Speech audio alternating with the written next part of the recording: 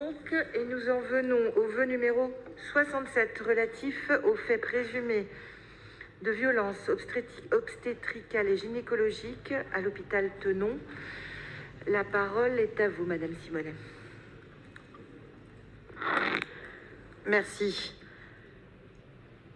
Hasard des calendriers, aujourd'hui notre séance commençait avec cette remise de la citoyenneté d'honneur à ce grand homme, prix Nobel de la paix, Denis Mukwege, qui par ailleurs a eu des propos extrêmement forts pour dénoncer les violences gynécologiques et obstétricales. Avant de présenter ce vœu, je voudrais vous lire des extraits courts de témoignages de patientes. J'ai été brutalisée, déshumanisée. Pardon, Madame Simonet, les sujets sont tous importants dans cet hémicycle. Celui-ci est grave, en plus d'être important. Je vous prie d'écouter l'oratrice. Merci.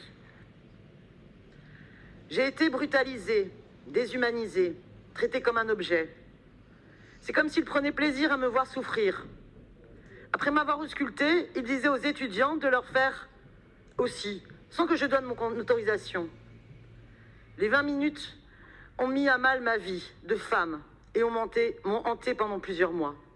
Je pourrais en lire beaucoup d'autres, des témoignages de femmes. Il faut savoir que le collectif Stop Vogue, Stop aux violences obstétricales et gynécologiques, depuis mi-septembre, a publié des témoignages de femmes patientes à l'hôpital Tenon et qui ont fait connaître leurs témoignages, et je voudrais vraiment les remercier le collectif Stop Vogue, remercier ces femmes pour le courage qu'elles ont eu de parler après tout ce qu'elles ont subi de violences gynécologiques et obstétricales, et remercier aussi les étudiantes en médecine qui ont témoigné devoir assister à des situations qui s'apparentent à des viols parce qu'une pénétration, des touchés vaginaux et rectaux imposés à une femme sans son consentement, il s'agit de viol.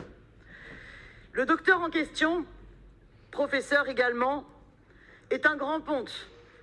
On ne remet pas en cause sa qualité de grand ponte. Mais là, les faits sont extrêmement graves. On a 3 plaintes en justice, plus de 150 témoignages. L'hôpital Tenon et l'assistance publique Hôpitaux de Paris a décidé de diligenter enfin une enquête interne. Mais il faut que cette enquête interne ait lieu sur l'ensemble de la PHP parce que le problème avait déjà été révélé par le rapport du Haut Conseil à l'égalité femmes-hommes en juin 2018 sur l'ampleur des violences gynécologiques et obstétricales. Mais surtout, il a été simplement mis de côté de ses fonctions au niveau du service. Mais il peut toujours avoir ses rendez-vous avec ses patientes et opérer.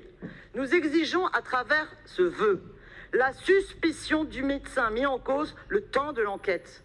C'est extrêmement important que cette enquête puisse avoir lieu sur l'ensemble des hôpitaux et que la maire de Paris, présidente du conseil de surveillance, puisse aussi, au vu de la gravité de la situation, demander la création d'un groupe de travail entre les soignants en gynécologie, les représentants des usagers, les associations concernées, les hautes instances de santé ainsi que les représentants politiques pour étudier l'instauration d'un nouveau protocole garantissant l'information des patientes et la prise en compte du consentement lors des examens.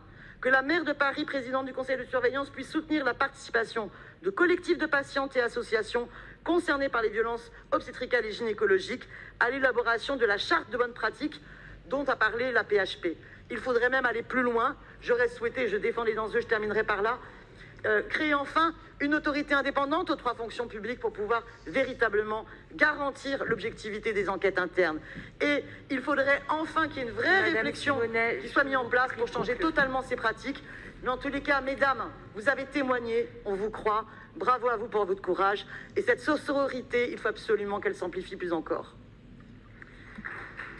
Merci, Madame Simonet. Pour vous répondre, la parole est à Anne Souiris.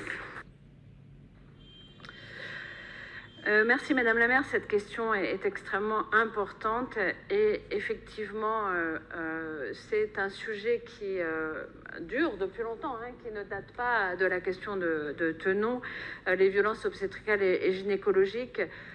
doivent faire l'objet d'une vigilance et d'une charte nouvelle avec une possibilité, comme c'est indiqué dans le vœu aussi, que les patientes, et non seulement les patientes, mais les usagers, les associations d'usagers, les représentants d'usagers puissent, et d'usagères en l'occurrence, puissent venir et pouvoir témoigner et participer de ces comités qui font finalement, qui permettent des pré-enquêtes pour pouvoir arrêter un certain nombre de pratiques et aussi être vigilant pour qu'il y ait une formation, des formations des médecins et pour qu'il n'y ait plus ce type d'action et de non-consentement.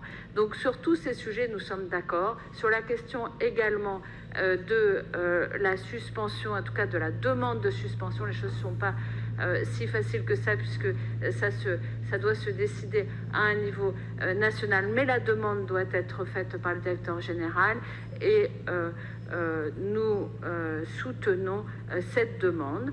Donc nous sommes favorables à ce vœu tel qu'amendé, donc insérant les demandes que nous avons faites concernant en particulier la présence des usagers, des représentants d'usagers. Je vous remercie.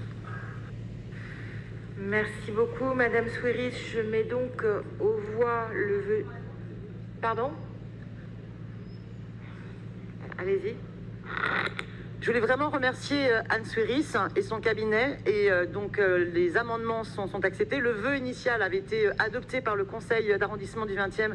Et je remercie donc le groupe France Insoumise qui m'a permis de le porter, le groupe Génération et Europe Écologie Les Verts qui l'avait soutenu dans le 20e arrondissement. Et je pense que c'est important que cette Assemblée puisse voter à l'unanimité ce vœu, vu la gravité du sujet. Je vous remercie par avance. Je compte sur vous toutes et tous.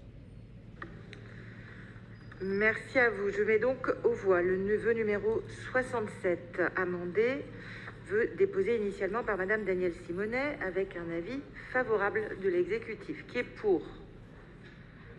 Qui est contre? Qui s'abstient? Il est adopté à l'unanimité. Je vous en remercie.